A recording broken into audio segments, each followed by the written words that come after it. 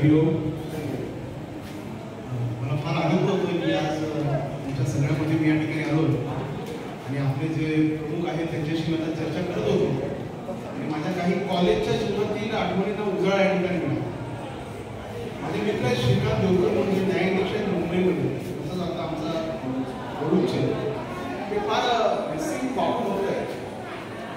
मला आज खरंच ते सगळं दिवस आठवतं कारण आम्ही जेव्हा 11वीला शिकत होतो तुम्हाला बातमीच्या प्रवचनाला आणि सेवा कार्यात तुम्हाला घेऊन जायचा. मला इथे येण्याच्या अगोदर कल्पना नव्हती. मी जर बोलला तुम्हाला यायचं आहे आणि या ठिकाणी तुमचं मनोगत व्यक्त करायचं आहे, मतदान का करावं. हा सगळा योगायोग असतो. बापूंची प्रवचन मी फार वेळा ऐकलेली आहे आणि फार चांगली आणि प्रेरणादायी असतात.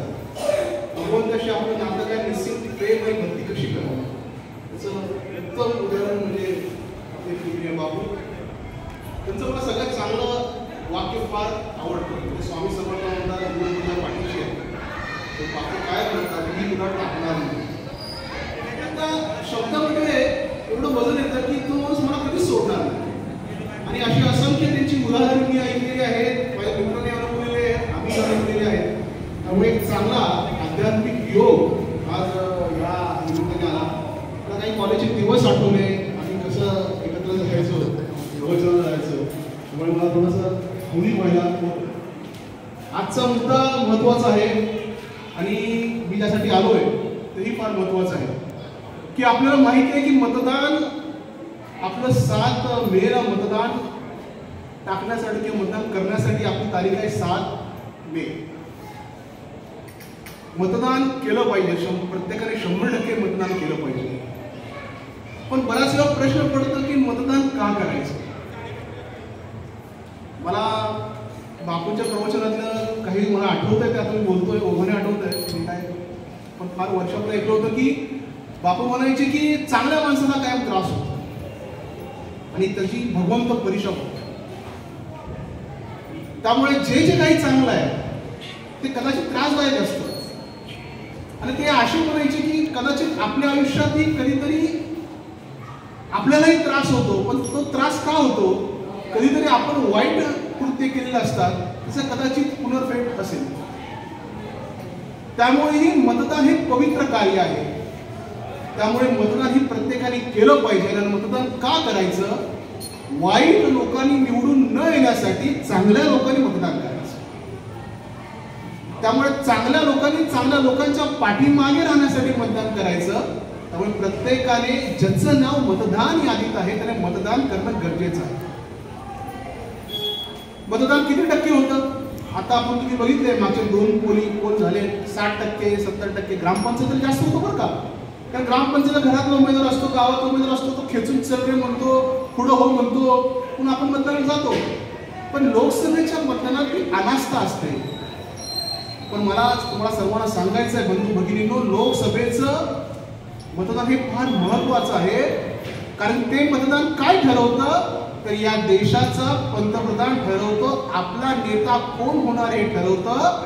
आणि ते ठरल्यामुळे तो जो नेता आहे तो आपली मान पूर्ण आंतरराष्ट्रीय स्तरावरती जाऊन तिकडे आपले विचार मांडत असतो.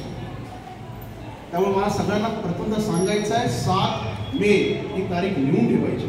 आपण स्वतः मतदानाला जायचं आहे, इतरांना मतदानाला जाण्याचा प्रवृत्त करायचं आहे. आणि जो कोण तुम्हाला आवडेल, मी म्हणत नाही अमुक्या पक्षाला मतदान करा, कोणी पण पक्षाला कुठल्या ना कुठल्या मतदान करा, कुठल्या तरी उमेदवाराला मतदान करा, नोटाला मतदान करू नका. पण नोटाला का मतदान करायचं नाही, एक असतं ना की मला यापैकी कोणी आवडत नाही, की कोणालाही करा, कुठल्याही पक्षाला करा, पण मतदान करा, नोटाला करू नका. कारण की असं म्हणतात की समाजाचं वातावरण दूषित का होतं, सज्जन शक्तीच्या शांत राहिल्यामुळे समाजाचं वातावरण दूषित होतं आणि दुर्जय शक्तीच्या ऍक्टिव्ह होण्यामुळे समाजाचं वातावरण दूषित होतं. त्यामुळे जो काही कॅन्डिडेट्स आहेत 4-5 त्यातला चांगला कोण आहे त्याला मतदान करा. पण मतदान करायचं टाळायचं नाही. बरं, मतदान करताना ही लोकसभेची इलेक्शन आहे, मग काय निकष लागले पाहिजे. जसं ग्रामपंचायतीला पाणी आलं, रस्ते आले, वीज आले, मग राष्ट्रीय विचाराने मतदान केलं पाहिजे. म्हणजे जो पक्ष माझा राष्ट्रीय स्वाभिमान जागृत करतो त्याला मतदान केलं पाहिजे, जो इन्फ्रास्ट्रक्चर डेव्हलप करतो त्याला मतदान केलं पाहिजे, जो भ्रष्टाचारावरती घाव घालतो त्या पक्षाला मतदान केलं पाहिजे. आणि आता आगामी काळात आपण बघतोय की किती प्रकारचे वेगवेगळे स्टार्टअप डेव्हलप होत आहेत, स्टार्टअप येत आहेत. म्हणजे माणूस कुठला निवडायचा, उमेदवार कुठला निवडायचा, जो माझी सांस्कृतिक अस्मिता जपेल, माझी संस्कृती वाढवेल, माझ्या राष्ट्राचा स्वाभिमान जागृत करेल, माझ्या राष्ट्राची मान या आंतरराष्ट्रीय स्तरावरती उंचावेल, अशा माणसाला मतदान केलं पाहिजे. मग ह्याचे एक मापदंड आहे, राष्ट्रीय विचार, राष्ट्रीय स्वाभिमान, 100% भ्रष्टाचारावरती प्रहार करणारा माणूस पाहिजे, या मातीतला माणूस पाहिजे. आणि अशा प्रकारे की जो माझ्या देशाला पुढे नेणार आहे, देशाचा विकास करणार आहे, अशा माणसाला आपण मतदान केलं पाहिजे. हे झालं लोकसभेचं मतदान. विधानसभेचे प्रश्न वेगळे असतात, जिल्हा परिषदेचे प्रश्न वेगळे असतात, ग्रामपंचायतीचे प्रश्न वेगळे असतात.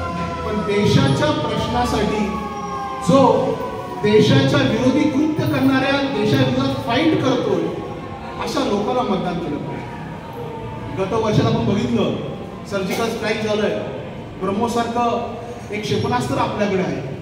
त्यामुळे जो खंबीर नेतृत्व या देशाला देऊ शकतो, माझ्यातला राम जागृत करून राम मंदिर तयार करू शकतो किंवा माझी सांस्कृतिक वारसा जपू शकतो, अशा एखाद्या पक्षाला आपण मतदान केलं पाहिजे. त्यामुळे मी सर्वांना असं विनंती करेन की विकास केला पाहिजे, पण भ्रष्टाचारावरती प्रहार गरजेचा आहे. कारण की आज बघतो की अनेक योजना आहेत की आज डायरेक्ट आपल्या खात्यावरती पैसे जमा होतात, परंतु ते पैसे योग्य आहेत का त्याचंही मूल्यमापन करून मतदान केलं पाहिजे. पण असं जर कोणी विचारत असेल की नाही मी मतदानाला जाणार नाही, मी मतदान करणार नाही, मला वाटतं याच्यापेक्षा मोठं पातक या लोकशाहीमध्ये कुठलं नाही. कारण डॉक्टर बाबासाहेब आंबेडकर म्हणाले होते की राज्यघटना फार चांगली आहे, आपलं भारतीय संविधान जे म्हणतो ना फार चांगलं आहे, पण ते कधी चांगलं आहे तिथल्या लोकांनी जर त्याचं योग्य मूल्यमापन करून अवलंबन केलं तर ती राज्यघटनाच आहे. आणि मतदान आपल्याला दिलेला हक्क आहे, 5 वर्षात एकदा तो बजावायचा असतो. आपण मतदान केलं तर आपल्या मनाला प्रश्न विचारू शकतो मी योग्य केलं की नाही. जर मतदान करत नसेल तर आपण फक्त दूषण देण्यात काही अर्थ नाही की हा बरोबर नाही तो बरोबर नाही. आणि त्यामुळे वाईट शक्ती लगेच आक्रमक असतात. म्हणजे परवा एक व्हॉट्सअपला जोक फिरत होता की एका मेसमध्ये उपमा खाऊन लोक कंटाळली होती आणि तो उपमा नको म्हणून वोटिंग करण्यात आलं. मग आता काय झालं, ते 20 उपमा खाणारी पक्की होती, त्यांना माहिती आपला उपमाच पाहिजे. पण 100 लोकांपैकी 20 लोक बोलली मला उपमा पाहिजे वोटिंगच्या वेळी, 8 जण बोलली डोसा पाहिजे, 10 जण बोलली इडली पाहिजे, 12 जण बोलली मला रवा पाहिजे, बाकी 5 जण बोलली लापशी पाहिजे. पण 100 लोकांनी मतदान केलं, पण जिंकली कोण? तीच 20 लोक ज्यांनी उपमाला सगळ्यात जास्त मतदान केलं. सांगायचा उद्देश असा की आसुरी शक्ती फार ऍक्टिव्ह असते, दुर्जन शक्ती म्हणतात आपण, आसुरी दुर्जन शक्ती, आणि त्याचा प्रभाव पाडण्यासाठी प्रयत्न करते. पण आपल्यासारख्या सज्जन शक्तीने चांगल्या लोकांना निवडून दिलं पाहिजे, निवडून आल्यानंतर त्यांना जाब विचारला पाहिजे. कारण जाब विचारण्याची हिंमत तेव्हाच येऊ शकते जेव्हा त्याला सांगू की हो मी मतदान केलं या राष्ट्रीय कार्यासाठी. त्यामुळे हा यज्ञकुंड आहे, हा पेटता यज्ञकुंड आहे, सर्वांनी त्यामध्ये सहभागी व्हायचं आहे, आपण मतदान करायचं आहे, आपल्या शेजाऱ्याला सांगायचं आहे मतदानाला चल. काही नाही, पहिले मतदान फिर जलपान असं म्हटलं पाहिजे. आपण संकल्प करू शकतो का की मी आधी मतदान करणार नंतर पाण्याचा थेंब बघेल. कारण की हे राष्ट्र एका विशिष्ट ध्येयानं पछाडलेलं आहे. 2047 साली भारत महासत्ता बनणार आहे आणि त्या महासत्ता बनण्यामध्ये आपल्या सगळ्यांचं योगदान महत्वाचं आहे. आणि अशा प्रकारे तुमच्या सज्जन शक्तीला मी या ठिकाणी आव्हान करण्यात आलं. पूजनीय बापूंना वंदन करून मी सगळ्यांना विनंती करतो की आपण सगळी सज्जन शक्ती आहे, या सज्जन शक्तीने असा वेळा उचलला पाहिजे की आपण सगळ्यांनी 100% मतदानाचा संकल्प केला पाहिजे. मग ते कुठे जात पाहू नका, धर्म पाहू नका, पंथ पाहू नका, एकच पहा की प्रामाणिकपणे माझ्या देशाचा जो विकास करेल, जो या देशाला एक नेतृत्व देऊ शकतो, त्या चांगल्या शक्तीला मी मतदान करेन असा एक संकल्प करूया. हरिओम.